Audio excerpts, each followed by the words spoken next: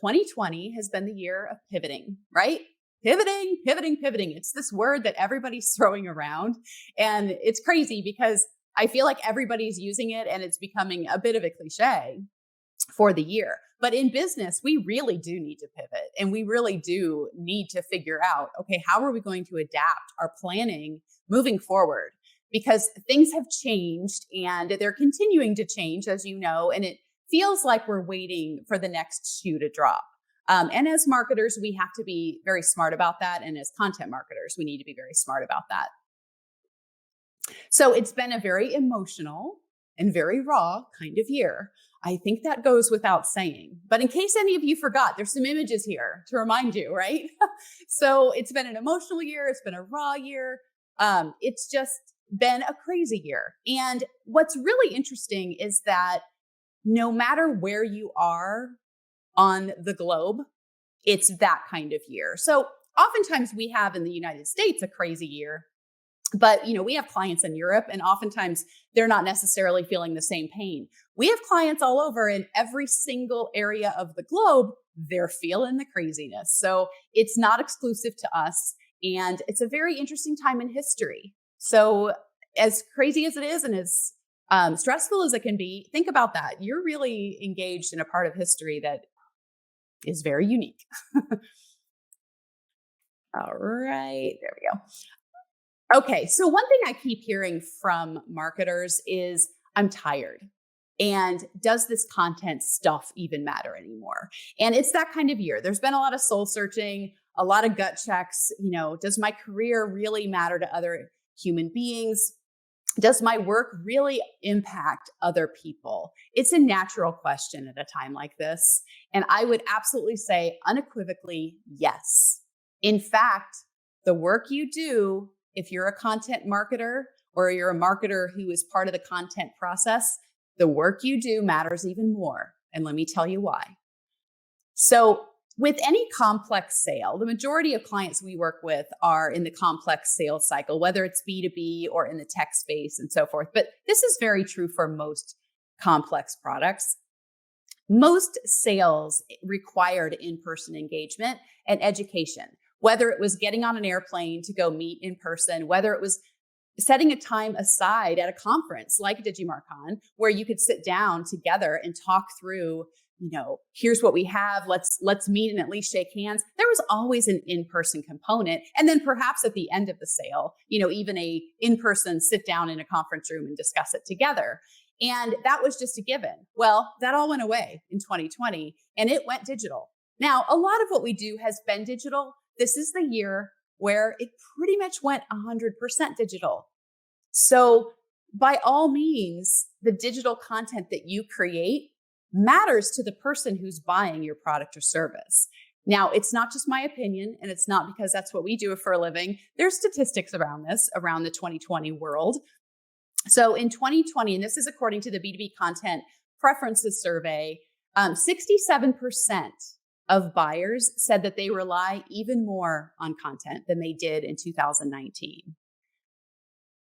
And not only do they rely on more content, they're actually demanding and expecting even richer content. So pressure's on. People are looking at your content. It matters no matter what.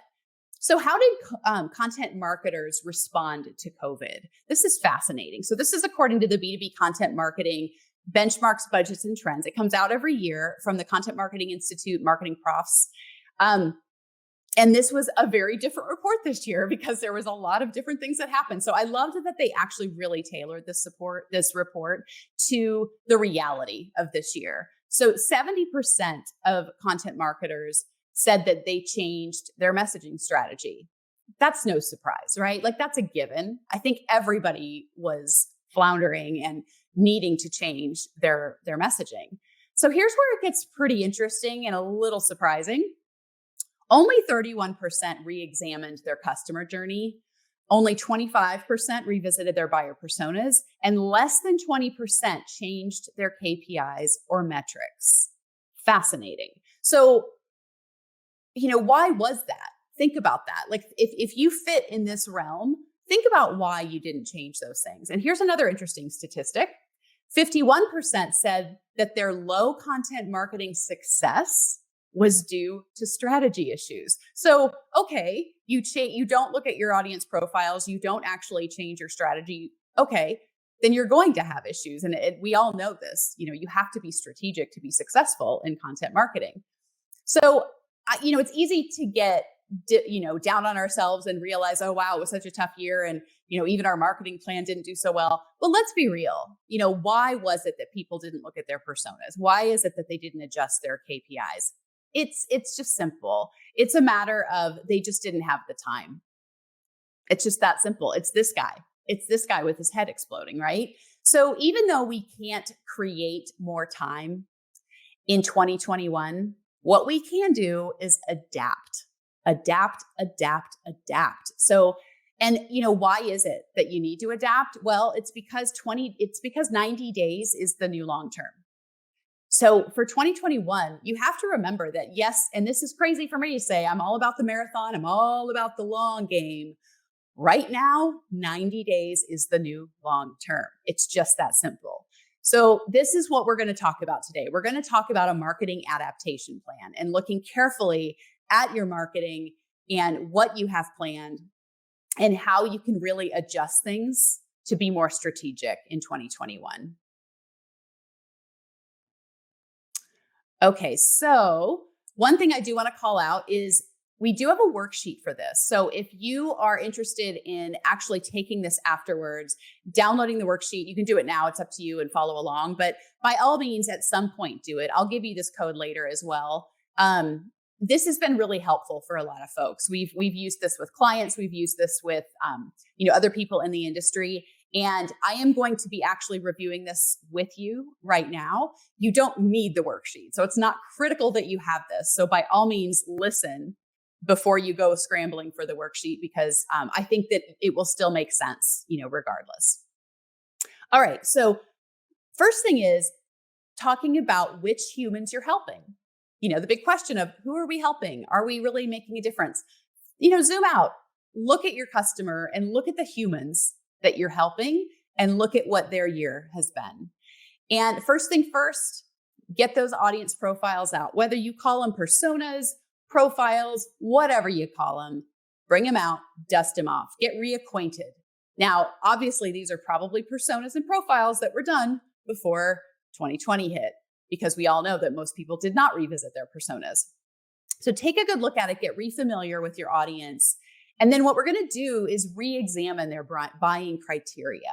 So review where they were at the end of 2019, narrate their business story for 2020 or their buying story if you're a B2C marketer, and then look at how their criteria have changed in 2020, because that can affect how we approach 2021. So we're going to use an example. This is the best way to really explain this process is to see an actual example. Having a hard time clicking my slides. There we go. So this is our buddy, Ted. He is the CIO of an insurance firm, an enterprise insurance firm. And back in 2019, Ted was actually in the process of buying a document management system. So a lot of the criteria that he was looking back in 2019 was he wanted to be able to create, store, and distribute documents. He needed all the users across his enterprise to be able to do these three things seamlessly, simply. The UI needed to be fantastic, all of the things that CIOs, when they're buying document management solutions, are looking for. Okay, so then 2020 happened, right? So Ted's world changed, just like all of our worlds changed. But not only did his personal life change, his business life changed dramatically. So Ted, being the CIO and looking at document management solutions, figured out, okay, not only do we need something where they can create, store, and distribute well, we need version control and we need security. Why is that? Because everyone's at home. So, Ted really realized, all right, I've got, 17,000 users across 17,000 different computers in 17,000 different locations. It's no longer global locations, office locations. So this is a real case example of a CIO whose buying process changed dramatically. So in 2020, what he added to his buying criteria was version control and security. So look at your audience, figure out what changed, what happened to their buying criteria. But that's only half the story. What's really important is to look beyond the buying criteria. There's only so much that you can list there. Those technical buying criteria pieces are a bit of a given. And this is where it gets really important to be strategic in 2021. You need to take an emotional inventory of your buyer. Now, what does that mean? We're going to go through it. We're going to go back to Ted, our buddy, right? So look at all of these different emotions that are listed here on the screen, but really sit down and think about your buyer and come up with, in the context of your solution or the product that you're selling, what kind of emotions are they feeling? So what new overwhelming emotions are at play because of what's happened in 2020? So, and then you want to say, here's their emotion, and then tag onto it about what? So here's our example. Let's get back to Ted. So here's our buddy Ted. He's the CIO of the insurance firm, and he's looking for that document management solution. So we know, when we did an inventory of Ted, we looked carefully at what his emotions were given the fast-paced change of 2020. He was anxious, he was regretful, he was doubtful, he was concerned, and he was frustrated. All right, that's great, but about what? And this is where you have to get very specific. Okay, so when we look at, sorry guys, having issues with my clicking through.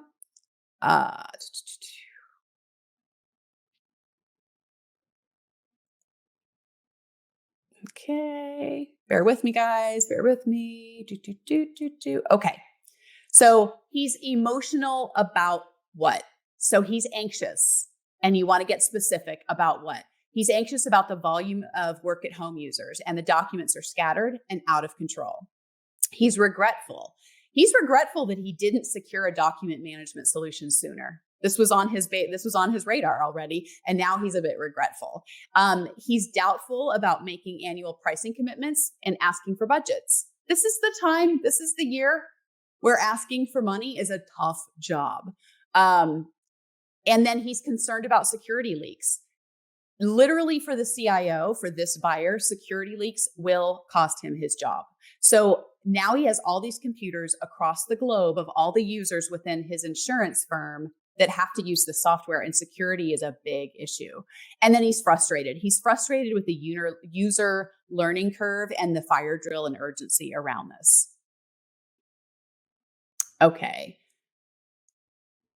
So now that we have what his buying criteria are, and then also what Ted's emotions are, let's look carefully at the next step, which we're going to take a little bit of a commercial break away from content, and we're going to look at strategy.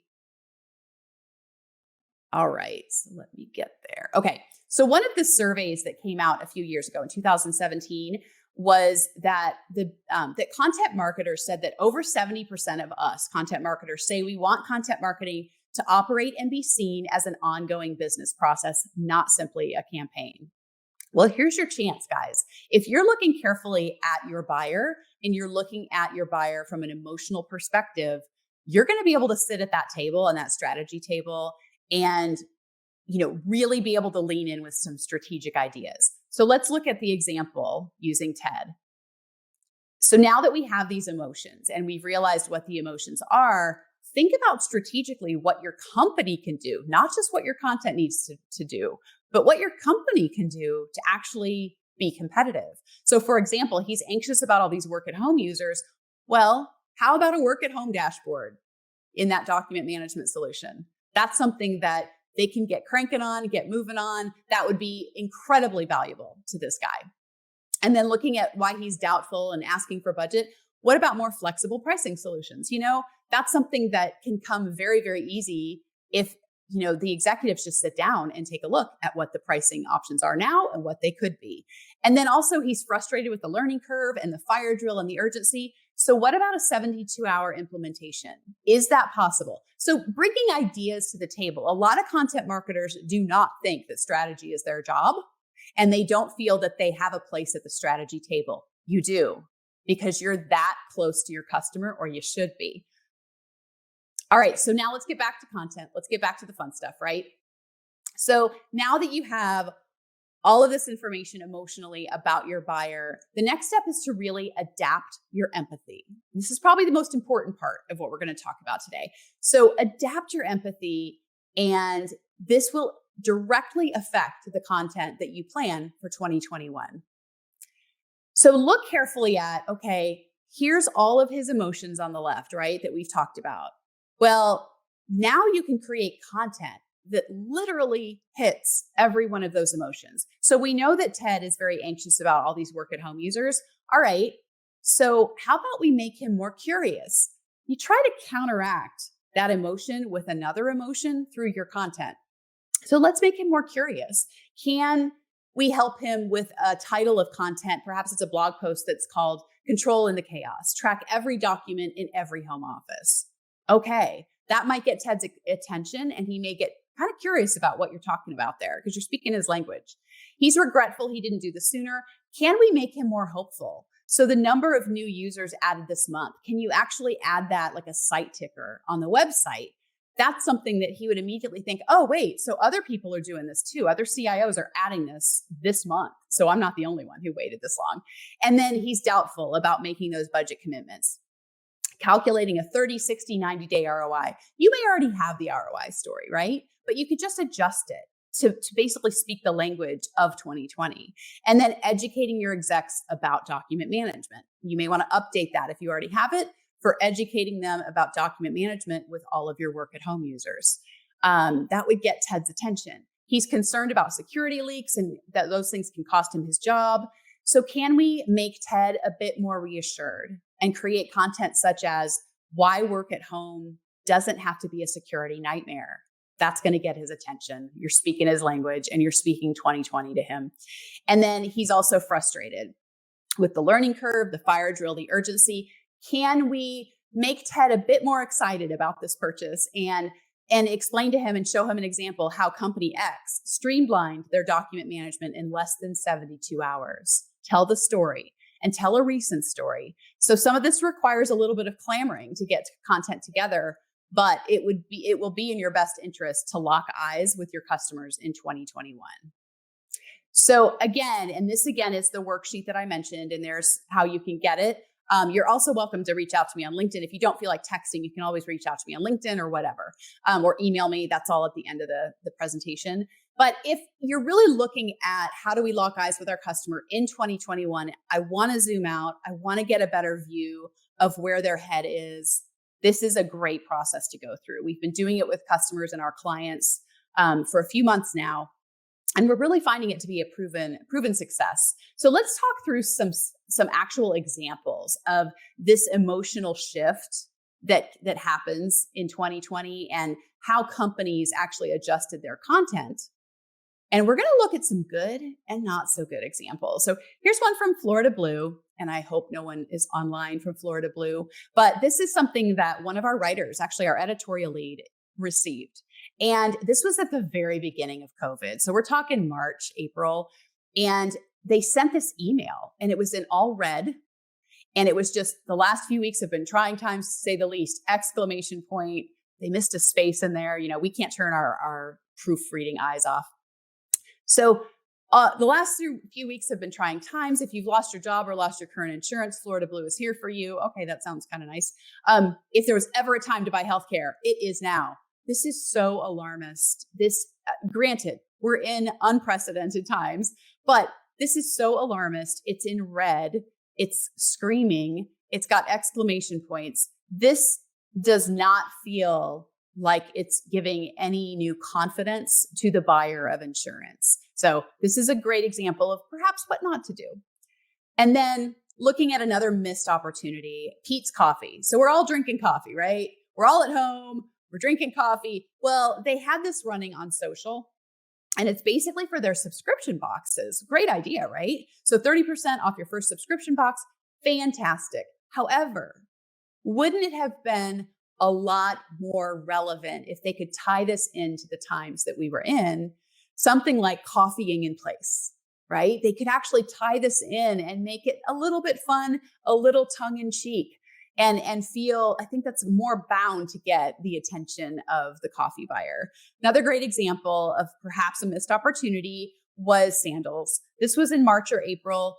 If this was our client, we would have told them, hold on to your budget, because people are going to be ready to travel. They're going to be ready to get onto this beach.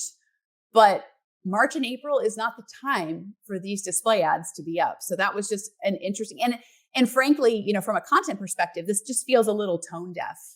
You're talking to people about getting on the beach. Well, guess what? Here in Florida, where we're based out of, the beaches weren't even open. So it's just probably a little bit tone deaf to go out with something like this in March or April.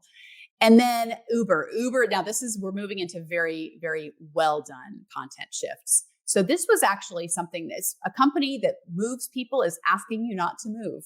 Brilliant. So they're essentially saying, everyone, please stay home. Absolutely perfect.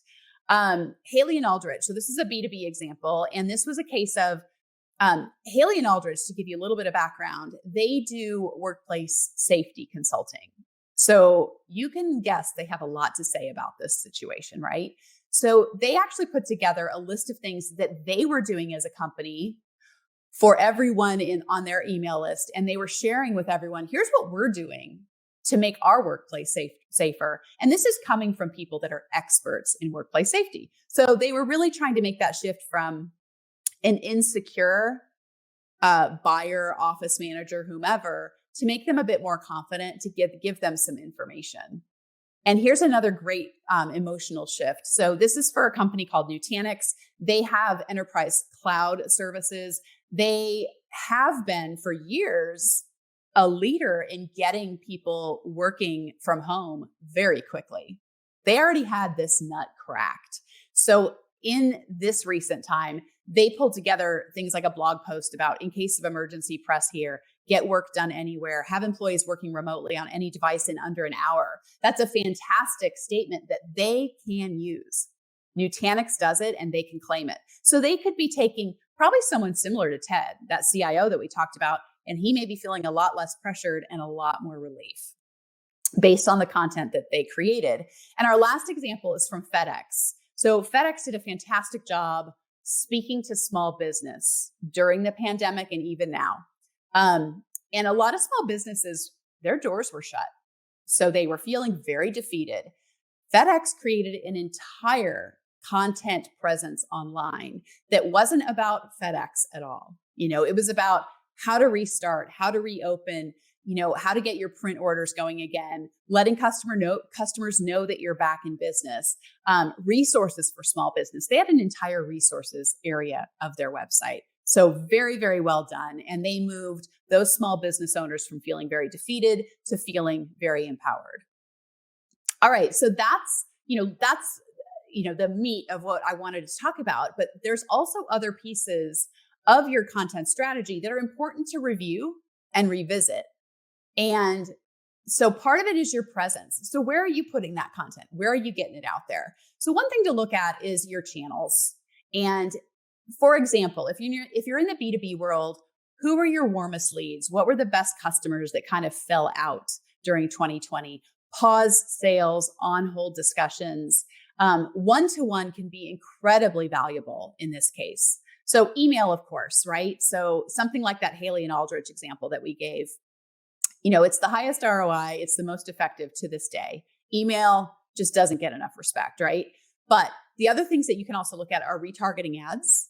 And then also things like LinkedIn, one-to-one content. LinkedIn has amazing one-to-one opportunity. And that's something to look at very carefully to see, is there a way for your B2B marketers, is there a way to basically connect one-on-one? And then one-to-many. This is especially good to look at if you are supporting entire industries that have been hit hard. If you need to reach affected verticals or reach affected audiences. Also looking at trade pubs and organizations, virtual events like we're doing now, look at influencers. But really, in the case where you need to reach a larger audience, maybe not broadcasting, but you're really looking at a specific niche, think hard about what trade orgs and publications are looking for content. Sometimes you had to pay to play in the past, and right now, those publications and organizations are hungry for content. So you may not have to pay to play. And then one to all. So this is more where if you've been quiet for a while, your company's been quiet, and you've kind of fallen back into the back burner, this is where you gotta step up and really look at a one to all strategy. Maybe in addition to those other two, look at social, look at email blasts, look for, frankly, the obvious mass opportunities to say, hey, we're still here, we're still in business. Here's what we're doing moving forward, or here's what we have for you. Okay, so there we have the channels and looking at the channels. So next, let's look at your investment. This isn't the fun stuff, guys. This isn't the sexy stuff, but it's important to look at your budget for 2021. And you're probably going to be challenged to look at your budget if you're in charge of those things and to figure out where you can cut or be smarter. Everyone should be doing this right now. And if you have partner agencies, they should be doing this with you. So externally, look at your external costs, paid media, pay to play content. Like I said, you may not have to pay to play anymore. Editorial partnerships, look at those and really revisit. Can you negotiate? Can you look at getting a different rate or perhaps not have to pay at all? Internal. So look at your internal costs, your people, your team, your agency partnerships, your marketing technologies. And we're going to talk a little bit about that one. So your marketing technologies. Now, this is a 45-minute speech in and of itself. So assess each tech layer that you have. If you're in charge of your budget and you're in charge of actually trying to save money for 2021, look carefully at marketing technology. We see so much waste over and over again in this area. We're MarTech freaks. Our agency loves it. But what we find is so many companies have MarTech that they're not even using. So, take a screenshot of this or download this presentation later, but look at this assessment on the left and figure out what's the function of the MarTech, who uses it, how often, what's the integration? Is it integrating with our other tools at all? Because oftentimes people buy technology or companies buy technology and it never integrates with their other systems and they just let it sit and they're paying for something they're not even using. Look at pricing, look at your next renewal date, and then look at alternatives because there's probably some out there. So MarTech is a huge area where you could find savings. And then let's also finally look at your experts, your resources, your team, perhaps the most critical thing to look at right now. And what we're finding, and this is interesting, this is hitting a nerve for a lot of people right now. And if we're not connected on LinkedIn, please connect with me because I would love to share this conversation with you that seems to be just taking off online. A lot of marketing directors, leaders, executives take all of these marketing skill sets and try to cram them into a single person or 2, 3 people. It's painful. And so many marketers are identifying with this right now. So all of these marketing skill sets are very specialized. They're very specific. So it's just becoming all too common. And I did a gut check and I actually got out there to keep myself honest. I got out there and went on Indeed.com and started doing some research for marketing specialist jobs. This was literally the first job I came across. Now, I don't necessarily expect you to read this whole thing right now, but the reality is if you look at the You Will listing here, everything from building a presence on social media, understanding analytics and owning the analytics and statistics, SEO, blog content, advertising campaigns, press outlets, industry associations. This is insane. This is absolutely impossible to sharpen the saw to this point to be able to master all of these. So, that whole phrase of, jack of all trades, master of none is very relevant here. So I found that, I posted it. It's like they're looking for a marketing unicorn. And guess what? Marketing unicorns just don't exist. And if they do exist, they won't be doing it for long because they'll burn out. So again, I'll get off my soapbox here. So if you're in charge of hiring and you're in charge of looking at your team, let's look carefully at what's right for them and go through this process of, is the setup of your team right for the employees, right for the company, and even right for your customer? Are you doing right by this triangle? And it doesn't hurt to also look at, can you supplement your existing team with specialized partners? There are partners out there who are MarTech experts, for example, who that's what they do. There are agencies who that is all they do. There are content agencies, that's all they do. They're sharpening the saw every day, the same saw that your small bit of employees can't sharpen. It's not for lack of talent. It's for lack of focus that they can't do it. So it's important to look at, how can you supplement your teams and how can you actually do right by them? So that's something that I would love to hear your feedback on, by all means. We have about 10, 12 minutes left. So by all means, shoot your questions over in the question and answer area. And I think I saw one come through here.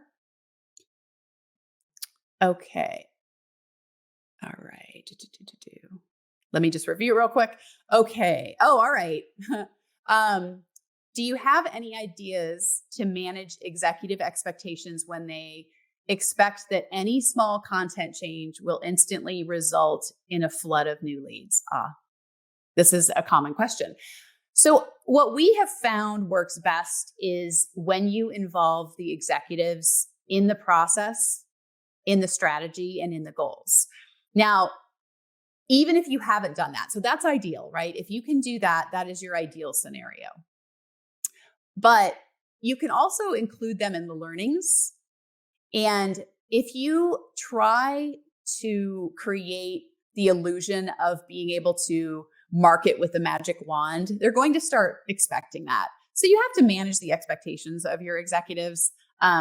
And then also share with them not only the learnings and what you're going to change, but what are the adjustments that you're going to make moving forward in order to be more strategic. So get a baseline, evaluate yourselves against your own baseline. This is the other thing. I hear all too often executives say, well, what's the standard open rate for the such and such industry? You know what?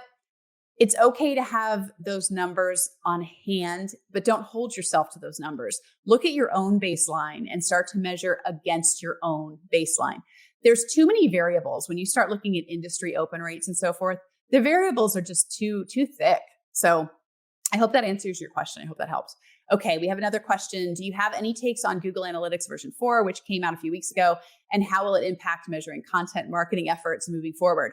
Okay, the very easy answer for that is no, I don't, because I have a team that manages that. So I know that they're looking at it as we speak, but our analytics team and our analysts are actually in the process of looking at, because I am familiar with it, that there is that new release, there's all that happening, but I honestly couldn't tell you. So I apologize. I would love to gracefully tell you I have a wonderful answer for that, but I have a team for that. So actually, whoever wrote this, Drew Eastmead, if you want to ping me on LinkedIn, I can ask my analyst team that very question and get back to you. Would be happy to do it.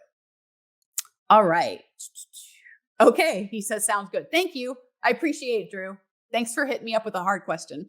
All right, another question is, I love the idea of adapting our empathy given the events of this year. I see opportunities to adapt our content plan. Yay. How can we get our very logic-driven sales manager to do the same?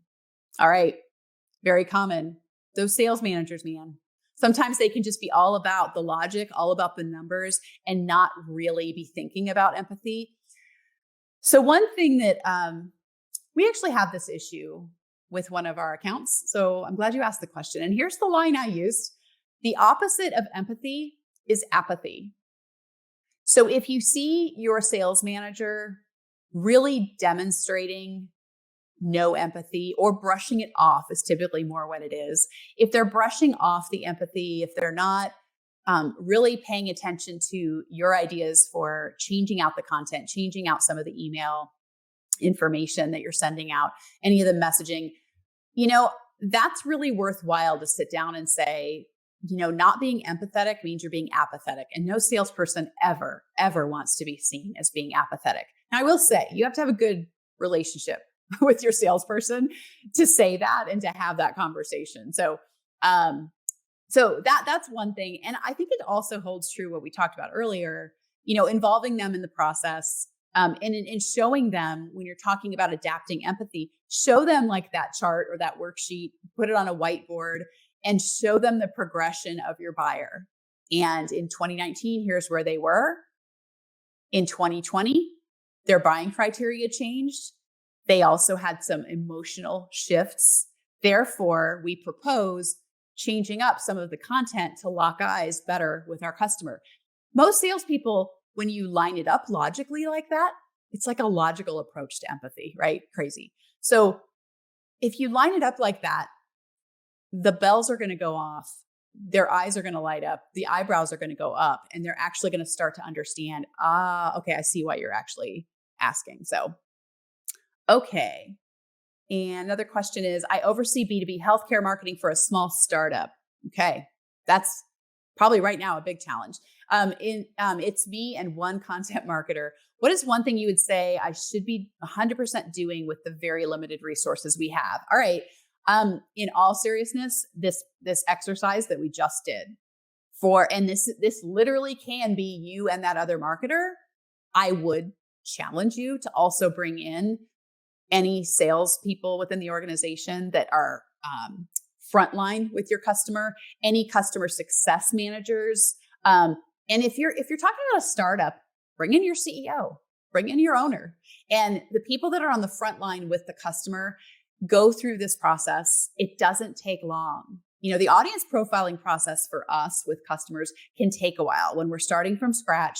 But for this particular process, this was our goal, was to make a very, very nimble and quick process to make it easy for looking at 2021.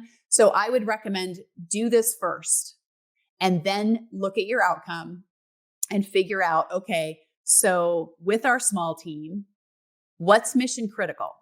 What of all the content that we mapped out, what's going to be mission critical? And let's tackle that first.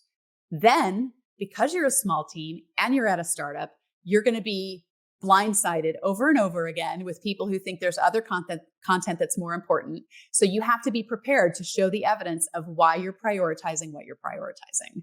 I could go on this topic forever. So Kristen, thank you for asking that.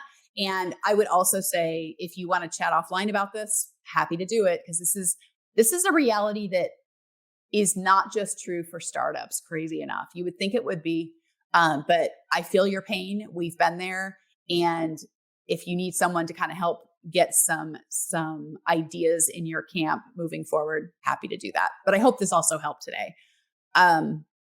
Okay, so how would you apply this marketing adaptation plan to non-sales marketing? Okay, so not for profit and for government. In that case, it's really looking at the mission, right? So when we work with nonprofits or government, and we actually do a lot of government work, look carefully at the mission of the organization. So when it's not sales oriented, that's okay. You still have a goal of what action you want taken, or perhaps it's awareness, or perhaps it's reputation. It may not be money. It may not be sales. That's okay. This process will absolutely work regardless. We actually ran this process through with a government focused audience. So just for what that's worth, it absolutely worked, and it worked beautifully. So I actually would say applying it, you might need to tweak a few things, tweak some of the language, but I believe that overall approach should work for you. Okay. And then which organization do you rely on statistics to show you what is considered a good clickable rate and open rate in email blast campaigns? Or in other words, what is a good open rate and click rate on e-blast campaigns? Like I said, this is from Eduardo. Like I said, click rate, open rate, and so forth, those rates vary considerably based on your organization. So, actually going and you can go and find some average click-through rates and open rates if you really want a starting point, but I would just be very careful about measuring yourself to that, whether good or bad, whether you absolutely nail it out of the park or, are struggling.